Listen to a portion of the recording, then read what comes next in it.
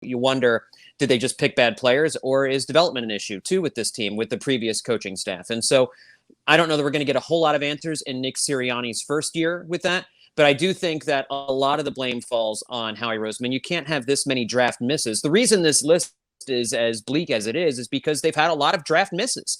They haven't hit on their first round picks. I mean, Andre Dillard is going to be battling Jordan Mailata for the left tackle spot, and he's no longer under 25, so he's not on this list anyway.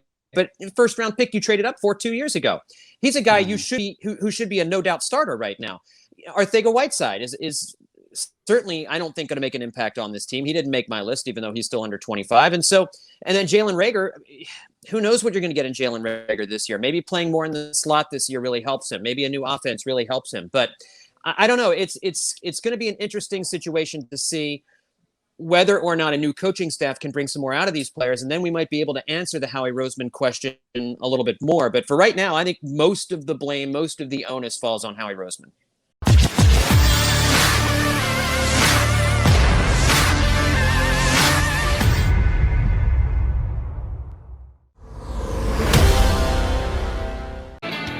Tuesday get together here on Birds 365. John McMullen, Jordan McDonald, and we are joined by a new guest. First time we've had him on the show. He's one of our buddy Brandon Lee Gouton's lead guys. He writes all the time for Bleeding Green Nation. John Stolnis joins us here on Birds 365. On vacay this week. John, thank you for carving 10, 15 minutes out of your vacay for us. It's my pleasure, guys. How you doing? Doing well, John. Good to have you. We're going to throw you in the fire pretty quick. We had a little bit of fun looking at your top 10 players under 25. So I'm not going to bury the lead. I only know you have limited time with us. So I want to throw out, Devonte Smith. And I like what you said. Is this too high to put a player who's never played a single snap in the NFL? I don't think it's too high. I think you should have had him at number one, John. This is the only young player on this team. Well, and the second part is Landon Dickerson. I want to ask you where Landon is. But Devonte Smith, this is the guy who has a chance to be a superstar. I don't see that with the other Eagles young players. Well, I hear what you're saying, and I almost put him at number one. I have him at number two just because I feel like Miles Sanders has already kind of proven himself in a lot of ways. I think he's a guy that you can reasonably expect is going to be a 1,500 yard total yard guy in a season where we think he can play really well. I don't think he's going to be that 2,000 yard guy that I think people were thinking he could be at the beginning of last season. But Smith, he would probably be lower if he were on another team. So I don't know that he's necessary because there are so few really dynamic young players on the Eagles right now. Yeah, I think number two, it seemed right for me. I just wouldn't have felt right. I would have felt like I was going a little bit overboard if I had him ahead of Miles Sanders, just because Sanders does have a little bit more of a track record and has proven to be a good running back in the NFL. We had some fun yesterday debating on the ranking. John said, I put D. Smith right up at number one. Why isn't he number one? I know he's never caught a pass, but he's got a chance to be a Pro Bowler. Made a compelling argument. But yes, I want to touch on what you just noted. If you look in the list in its totality, it's not jumping off the page. There isn't like, damn, there's a foundation that's going back to the Super Bowl. It's like, TJ Edwards made this list? Really? He's in the top 10 at this point? And an organization that doesn't put an emphasis on linebackers? How much does this point to Howie Roseman not doing a good job of turning over the talent on this team, and in this season relying certainly more so on veterans who have been around the league for a good couple of years, if not many a year, that this team doesn't have enough building blocks in place? Yeah, no, I think it all falls on the shoulders of Howie Roseman. And to be fair, some of the young players that he drafted haven't developed well. And it's fair to wonder how much of that is on the coaching staff, how much, J.J. Arcega-Whiteside, Jalen Reagar, their two wide receiver picks the 2 years previous to this, how their lack of development mirrors each other is a little bit disturbing. So you wonder, did they just pick bad players, or is development an issue too with this team, with the previous coaching staff? And so I don't know that we're going to get a whole lot of answers in Nick Sirianni's first year with that. But I do think that a lot of the blame falls on Howie Roseman. You can't have this many draft misses. The reason this list is as bleak as it is because they've had a lot of draft misses. They haven't hit on their first round picks. I mean, Andre Dillard is going to be battling Jordan Mailata for the left tackle spot, and he's no longer under 25, so he's not on this list anyway. But first round pick you traded up for 2 years ago. He's a guy who should be a no doubt starter right now. Arcega-Whiteside is certainly, I don't think, going to make an impact on this team. He didn't make my list, even though he's still under 25. And then Jalen Reagar, who knows what you're going to get in Jalen Reagar this year? Maybe playing more in the slot this year really helps him. Maybe a new offense really helps him. But I don't know. It's going to be an interesting situation to see whether or not a new coaching staff can bring some more out of these players. And then we might be able to answer the Howie Roseman question a little bit more. But for right now, I think most of the blame, most of the onus falls on Howie Roseman. So, John, for that reason, I have to ask you, where is Landon Dickerson? Too many concerns over the injuries? Why would somebody like that not be on this list? You know, I felt like with Landon Dickerson, the injury issue is still a big question mark. I think if he does play this year, that would be gravy. But I just don't know that he's going to get on the field much this year. If the Eagles' offensive line starters stay healthy, he's probably not going to see much playing time. And if there's already a number of really good young backups that did make the list, like Herbig, like Driscoll, who I think are ahead of him on the depth chart, maybe not at center necessarily, but if something happens to Jason Kelce, Siamalo likely moves into the center spot. So for this year, for the 2021 season, I just don't see Dickerson as having a whole lot of impact at this point, which is why he didn't make my list. You had Jake Driscoll at number 5. And yeah, Jake was thrown into the deep end of the pool last year when Lane Johnson went out. And I thought he played pretty serviceably and did the job of a day 3 draft pick. I was quasi impressed with what he did. At number 5, again, it kind of points to the overall depth of the Eagles under 25 guys not being good enough. What is it about Jack Driscoll that you'd like to have him as high as number 5 on your list? Well, one of the things I valued with Driscoll is his versatility, that he can play tackle, he can play guard. I really think last year when and credit Jeff Stoutland for coaching these guys up too, because when the starters went down last year, despite a rotating batch of offensive linemen moving in and out and all over the place, the offensive line did okay. They weren't world beaters, but they were not dreadful either. And I think Driscoll showed something as a rookie that he could be thrown into the fire, that he could positions and hold his own. So that makes me enthusiastic for what he can do with another year under Jeff Stoutland with a little bit more confidence and maybe, knowing that he's going to be kind of a guy who moves from place to place along the offensive line. I think those guys are valuable.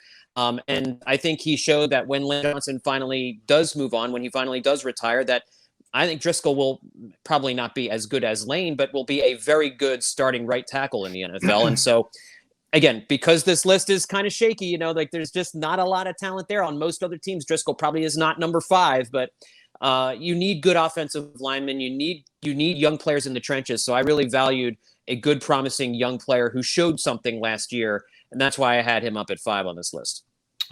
By the way, John, probably the best part of this list, if you want to be optimistic, is the offensive linemen, because it's pretty deep with offensive linemen. But I do have to question you.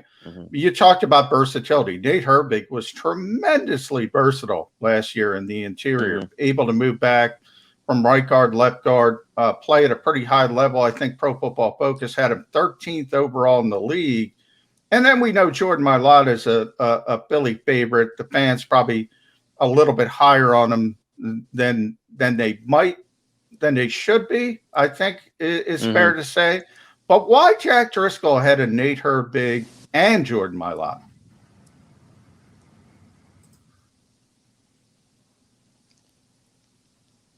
I'm sorry, can you repeat that, John? I lost the audio there. That's all right. Talking about the offensive line, you mentioned the versatility of Jack Driscoll.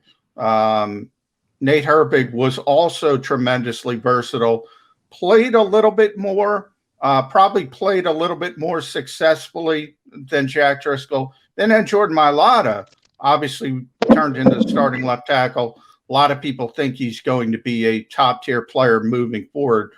Why Jack Driscoll over those two guys on your list?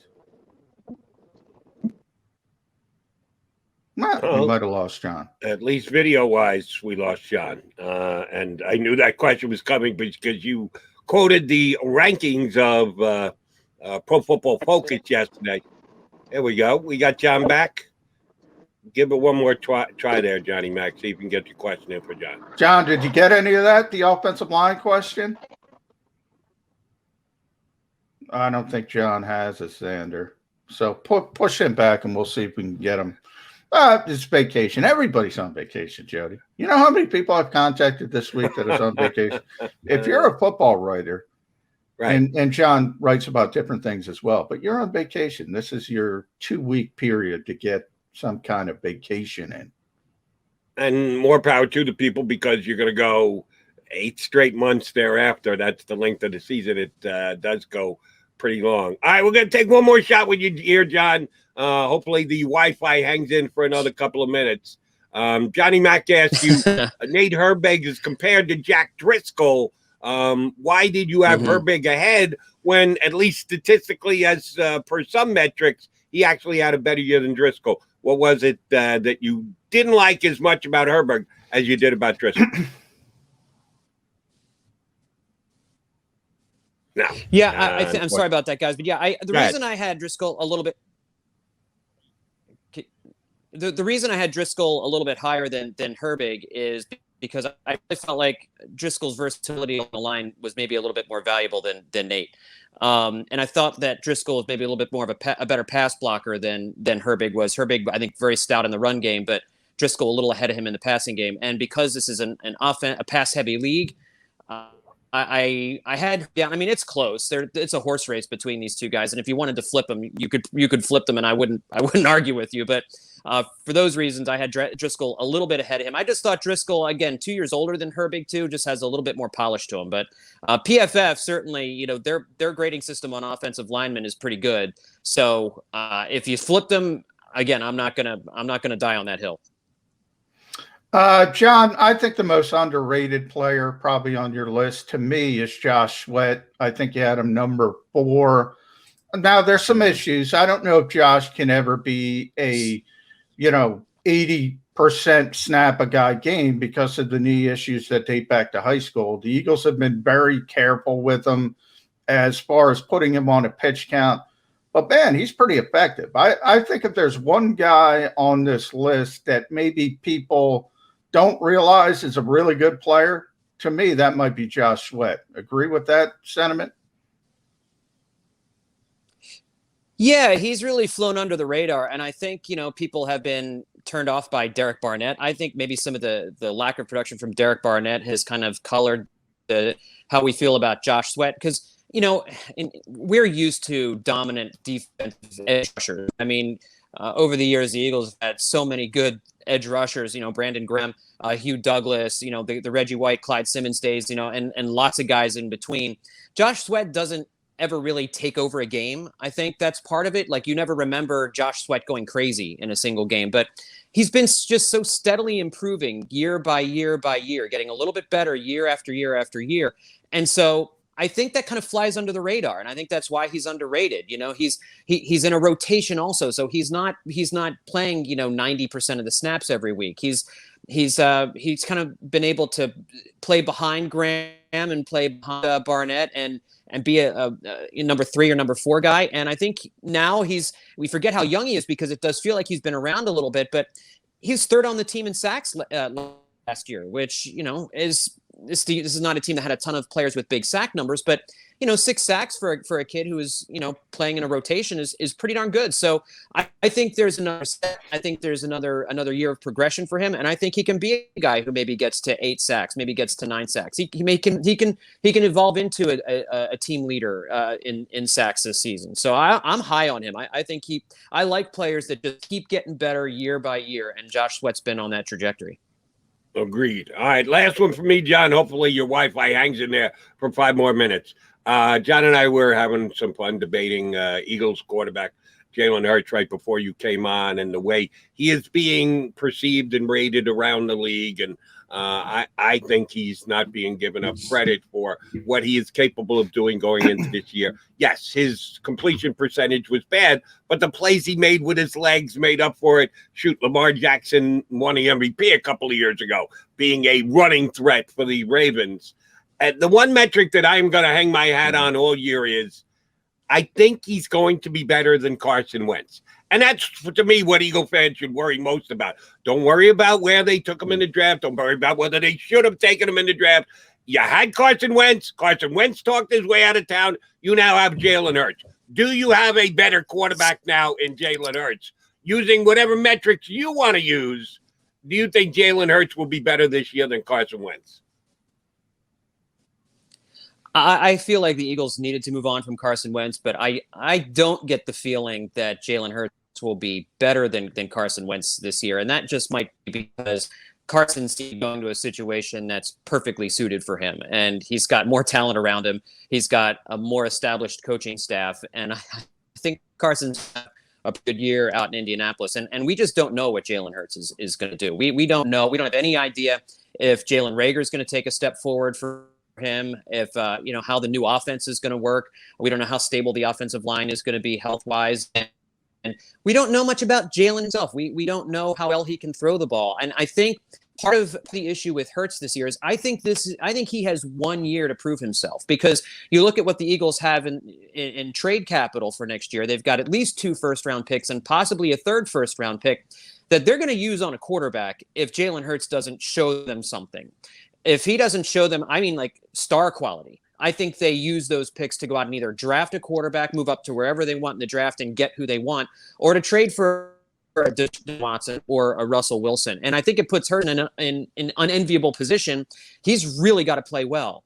He's got to. I think he's got to put together something similar to what Donovan McNabb did in his first full season in 2000 in order to convince the Eagles coaching staff and to convince Howie Roseman, okay, he's our guy. He's our guy moving forward. Because if you believe Howie Roseman, Jalen Hurts was drafted to be a backup quarterback. That's the reason they drafted him. They never drafted with the intention of being a starter, if you listen to Howie Roseman. So he was drafted with the intention of being a long-term backup on this team, which is the reason why that draft pick didn't make any sense in the first place. So, yes, maybe Jalen Hurts surprises, and I think there's certainly like a 25-30% chance that he does surprise and plays really well, plays well enough to make the Eagles a contending team. But I think the odds are greater that he falls short of those expectations and that the Eagles are looking for another quarterback after the 2021 season. John, I agree with you. I'm gonna invite you to be the guest host of this show if I'm at practice, because you just said what I've been saying better than I've been saying it. And that's the fact that not only, I have concerns if this is fair to Jalen Hurts and if he even has an opportunity to prove himself to be the longtime starter of this team. Because 1 year with a head coach, a rookie head coach, you talked about the supporting cast, so many questions. The one consistent thing about this Eagles team is if. I don't know if one of those if Jalen Hurts is the starter in 2022 and we lost John. But he did a great job, Jody. That's what I've been talking about. Does Jalen Hurts even have an opportunity to prove himself to this team? Or is this team already put him as the placeholder and said, okay, we had all these issues with Carson Wentz. And by the way, John also gave a great rundown of what I was saying in the first segment, Jody, about how people convince themselves and about Carson Wentz and about being in the right situation with Frank Reich.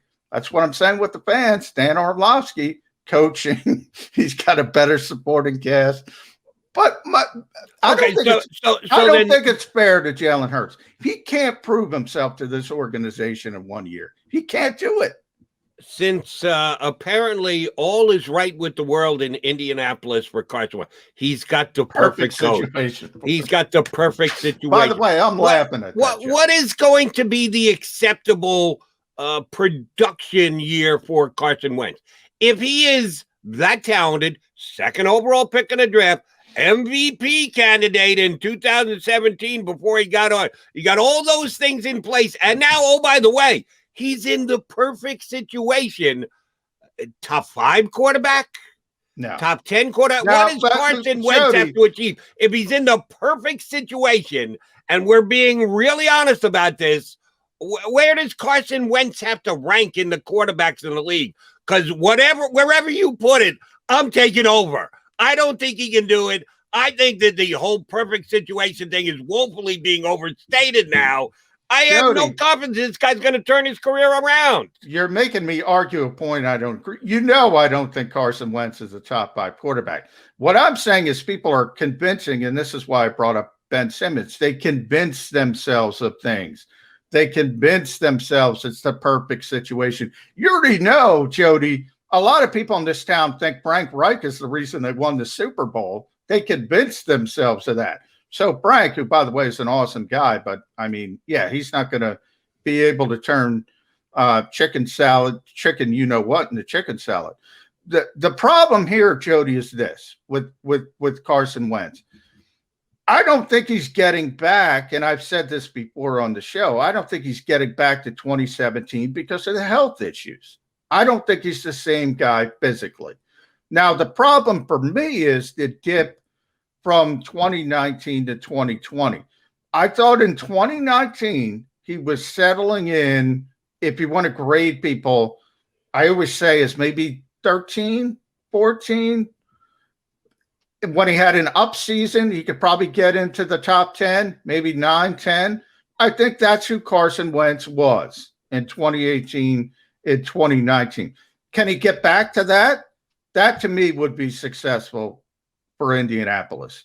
If he's as bad as he was last year, he's one and done. I mean, he was the worst quarterback in football last year. You can make that argument. And by the way, the Colts are a playoff team, so he's got to make the playoffs. It starts there.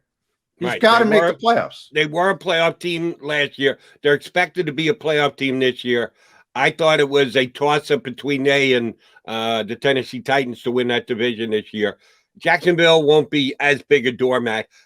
But Houston's going to be even worse if Deshaun Watson isn't starting for the season. They legitimately are the favorite right now to have the number 1 pick in the draft next year. That's how bad Houston is, and they're in the division with them. So you're right. Carson Wentz has got to make the playoffs with the Titans. If they don't win that division, don't make the playoffs, they made it with Phillip Rivers. That's a pretty good testament to Carson Wentz isn't all what he's wrapped up to be, at least by some of his defenders around here.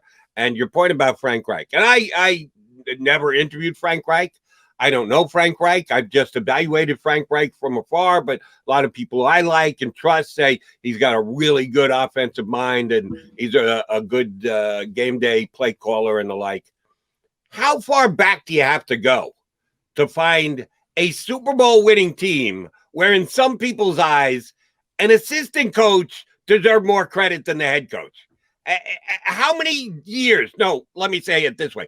Decades do we have to go back to somebody being able to make an argument? You know, the head coach was the head coach, but the offensive coordinator, the defensive coordinator, that was the real coaching genius of that team. How many years do we have to go back to find it? It's absurd. You can't go back. It's a dumb sentiment. I'll give you one. The Chicago Bears, Mike Ditka, Buddy Ryan. That's the last time that anyone said, yeah, our head coach is pretty good, but the real genius is Buddy Ryan and that defense. I think they were wrong as well in that indication. I mean, and by the way, to Frank's credit, Frank Reich loves Doug Peterson. Frank Reich will tell you, Frank Reich told me after the Super Bowl, he was so excited. Direct quote, Doug is a flippin' star. He doesn't curse. Doug is he actually said freaking star as a coach at the time. And that was Frank Reich. Frank Reich loves Doug Peterson. Doug Peterson was the play caller. That entire narrative from anyone in Philadelphia is beyond silly. Frank would be the first one to tell you that. But he is a good coach. And Carson Wentz is comfortable with him. And if you want to go back and read legislate, nobody knows for sure, but it's evident after the Eagles fired Doug Peterson, and they shouldn't have. And by the way, Jeffrey Lurie said that. You don't deserve to be fired. And they hired Nick Sirianni. It didn't save their relationship with Carson Wentz. So the relationship, people could talk about the relationship between Wentz and Doug Peterson, and it was certainly strained at the end. Nobody likes to be benched. But Carson Wentz was more upset at Howie Roseman and Jeffrey Lurie. If you want to rate who he's upset with, it was more he felt disrespected by Jeffrey Lurie and Howie Roseman than Doug Peterson. But the whole thing was a cluster, you know what. But no, if Frank Reich was there, everything wouldn't have been perfect. It would have been the same type of downfall because of the same type of issues. And those issues really have more to do with the front office than the coaching staff. But it's actually pretty fitting. It actually, for those of us who debate football for a living, like you and I here on the air on Birds 365, this is where we needed Carson Wentz to go. Because it will in part answer the question of 2007. Why did the Eagles jump up as quickly as they did and make it to a Super Bowl and win it in 2017 and then see the drop-off? It wasn't drastic drop-off in year one, but making the playoffs, pretty quick entry. Yeah, I know they won one playoff game because a field goal kicker double doinked a field goal. They very easily could have been gone in the first round. Cody Parkey. Well, if you want to go back, it could have been Atlanta. Julio Jones could have caught that football. And that's one of the great receivers of all time. What happens then? You want to play revisionist history. What happens if Julio catches that football? That's very true. We can do that what if thing every year. I had a caller the other night who was it who said, Derek Carr of the Raiders said that except for a couple of plays last year, the Raiders could have been a 12-4 football team. Yeah. And it was a Raider Nation guy who was on my national show. And I said, you want to know something? Derek Carr's right. That you want to change 3 or 4 plays over the course of the season. You can do that, and you can make the Raiders a 12-4 team. But I'll tell you what I could do. I could go back and change a couple of plays, and I could make the Raiders a 4-12 team real fast. That's how close the National Football League is. Most games are decided by one really huge play. If you have the ability in 20 hindsight to go back and look at it and circle, go, well, but if we change the outcome of that play, you change the outcome of the game. And you can do that with like 30 out of 32 teams. Drastically change. You get one team every year that either wins all blowouts or loses all blowouts. But the rest of the league is decided in the fourth quarter on one big play at one juncture of the game. So I loathe going back and saying, but if this one play, that one play, it annoys the snot out of me. But you're right. If Julio Jones holds on to the ball, then it's a whole different Philadelphia Eagle history that we're looking at. And the year after with Cody Parkey double doinking, I was making a point about where the Eagles went after they won the Super Bowl. We'll get a better read this year because of the reuniting of Carson Wentz and Frank Reich in Indianapolis. If they go 12-4, and this isn't with changing any plays, I'm talking about an actual 12-4. They need to win, or 12-5. We'll give them the extra 12-5, and they win that division. We'll be able to say, it was as much Frank Reich as it was Doug Peterson. We'll be able to reevaluate. You know what, Jody? I don't even think we'll get a good feel. Here's why I say this all the time. If Carson Wentz goes to Indianapolis and has a great season, and they are 12-4, and they make a deep playoff run, whatever you think that is, winning a playoff game, I can't imagine they would beat Kansas City, but you never know with injuries in this league. If they make this deep playoff run, I still don't think it was going to work here with Carson Wentz. I say we were talking about Ben Simmons. It's not going to work here.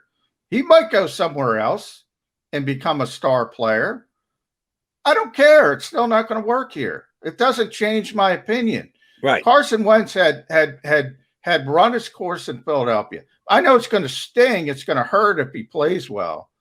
But I don't think it necessarily changed. I don't think you could say him playing well in Indianapolis would mean he would play well in Philadelphia is what I'm trying to say. No, and that wasn't the point I was trying to make. The point I was trying to make was Carson Wentz went in the dumpster last year, okay? He went as low as you can go, worst quarterback in the National Football League. Well, why? Why did that happen? Who are we pointing the finger of blame at? Some people want to point it at Doug Peterson and say, his system was so lousy. That's why Carson went. Doug Peterson has never been the same since he lost Frank Reich. That's why we won the Super Bowl because of Frank Reich. Well, if Carson Wentz picks up where he left off from 2007, when he's reunited with Frank Reich, you're right. It doesn't mean that the Eagles should have kept Carson Wentz. because those bridges have been burned and they've moved on. But in 2020 hindsight, going back and looking and saying, well, who got us that Super Bowl? Who got us that parade? Who were the main movers and shakers? The debate still is ongoing as to whether it was Doug Peterson and or Frank Reich. Well, Carson Wentz is going to get a chance to decide that for us. Actually, it was the Nick way that Foles. he plays this year. It was Nick Foles, but no, I'm joking. I'm completely joking on that. People don't even give Carson Wentz credit for getting him to 11-2 and really close to 12-2 before he got hurt. So they're not going to give credit to anybody other than who they want to give credit for. I just say this about Carson and about Doug and about the last year, which I can't explain. I've said it on this show. But I do think people forget, Frank wasn't here in 2018 and Frank wasn't here in 2019, and he played fine. He was a fine quarterback. So it wasn't like he left and he completely fell apart. He completely fell apart last year. And again, I've given you my theories. Part of it's injuries. I think it's a cocktail of things. Part of it's injuries. Part of it was not working in the offseason, continuing to slip on his mechanics. And part of it was the drafting of Jalen Hurts affecting him from a mental standpoint. I think it's a whole soup of toxic things that turned him. And by the way, Jody, I agree with you. You got to be mentally tougher than that. You got to fight through stuff like that. But it is what it is at this point. I do think, look, we already have a large sample size of Carson Wentz after Frank Reich, and he wasn't a horrible player until last season. So it can't be just Frank Reich, is what I'm trying to say. Correct. But how much of an influence will Frank Reich have going forward now that he's got Carson back under his wing? The 2021 season will tell us. All right, let's take a timeout. When we come back, we'll continue to talk about quarterbacks and the new Eagle quarterback, Jalen Hurts, who's taking over, even though the head coach says it's a competition. Could be Joe Flacco. Joe Flacco could be the starting quarterback for the Eagles. Nick Mullins. Throw him in there. Are you throwing Mullins in there? Don't start with me with Mullins. That's silly signing that the Eagles did. All right, he's John McMullen. I'm Jody McDonald. You're coming right back with Birds 365. If you missed any of today's show on the JAKIB Media channel, listen to the podcast on your way home. Available on YouTube, Apple, and Spotify.